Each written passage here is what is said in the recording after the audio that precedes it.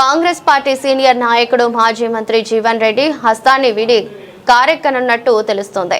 అందుకు తేదీని కూడా ప్రకటించినట్లు సమాచారం. సొంత పార్టీలో తనకు ప్రాధాన్యత దక్కడం లేదంటూ ఇటీవల కాలంలో బాహటంగానే చెబుతూ వస్తున్నారు. మున్సిపల్ ఎన్నికల్లో సైతం తన అనుచరులకు పార్టీ టికెట్లు దక్కకపోవడంతో తీవ్ర మనస్తాపానికి గురయ్యారు జీవన్ రెడ్డి. దీంతో తన అనుచరులు తనవి నమ్ముకుని కాంగ్రెస్ పార్టీలో కొనసాగుతున్న కొంతమంది కార్యకర్తలపై చర్చించి పార్టీ మారాలని నిర్ణయం తీసుకున్నట్లు తెలుస్తోంది.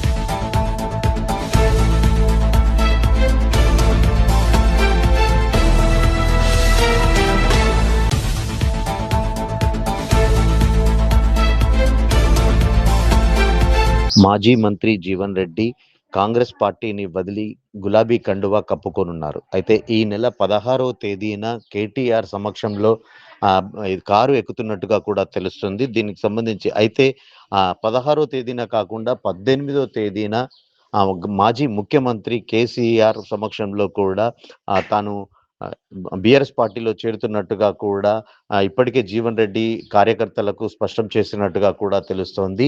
అయితే ఇటీవల జరిగిన పరిణామాల నేపథ్యంలో ఎన్నికల సమయంలో జీవన్ రెడ్డి వర్గానికి సంబంధించిన కార్యకర్తలకు టికెట్లు సరైన స్థాయిలో కేటాయించకపోవడంతో కలత చెందిన అంటే వరుస ఘటనలతో ఏదైతే స్థానికంగా ఉన్న ఎమ్మెల్యే బీఆర్ఎస్ పార్టీ నుంచి కాంగ్రెస్ పార్టీలోకి చేరిన అనంతరం సంజయ్ కుమార్ తో వర్గంకి ఇటు జీవన్ రెడ్డి వర్గానికి మధ్య ఆధిపత్య పోరు అయితే నెలకొంది. దీనికి సంబంధించి ఆయన గత కొద్ది రోజులుగా కూడా కాంగ్రెస్ పార్టీలో తనకు సరైన ఆదరణ కరువయింది, తనను గుర్తించట్లేదంటూ కూడా ఎన్నిసార్లు కార్యకర్తలతో ఆవేదన వ్యక్తం చేసినప్పటికీ కూడా అసలు ఎలాంటి ఉపయోగం లేకుండా పోయింది. సరైన సమయంలో సరైన నిర్ణయం తీసుకుంటానంటూ కూడా ఇప్పటికే మాజీ మంత్రి జీవన్ రెడ్డి ప్రకటించారు. అయితే ఇందుకు అనుగుణంగానే కూడా ఈ నెల 16వ తేదీన లేదా 18వ తేదీన హస్తం పార్టీకి గుడ్ బై చెప్పి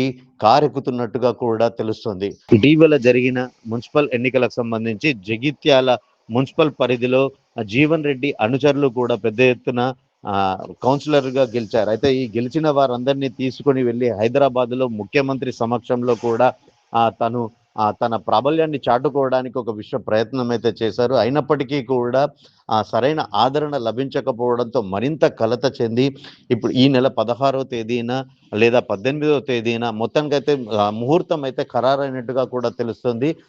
ఖచ్చితంగా తాను బీఆర్ఎస్ పార్టీలో చేరుతున్నానంటూ కూడా ఇప్పటికే ఆయన ఒక అస్పష్టమైన సంకేతాలను అయితే అందించారు.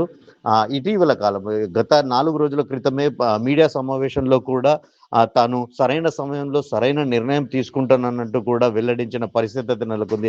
మొత్తంగా చూసుకున్నట్టయితే మాజీ మంత్రి జీవన్ రెడ్డి బీఆర్ఎస్ పార్టీలో చేరడం స్పష్టంగా ఖాయంగా కూడా కనిపిస్తుందని కూడా చెప్పవచ్చు.